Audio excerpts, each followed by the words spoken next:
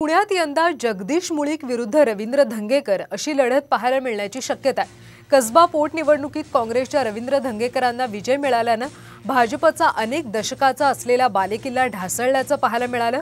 पण ती जागा आता भरून काढण्यासाठी भाजपला धंगेकर फॅक्टर निष्प्रभ करावा लागणार आहे। यासाठी आता सुनील देवधर आणि जगदीश मुळीक या दोघांमध्ये चुरस पाहायला मिळते। मुळीक आणि धंगेकरांची लढत होण्याची काय कारणं आहेत पाहूयात ग्राफिक्सच्या माध्यमातून। कसबा पोटनिवडणुकीत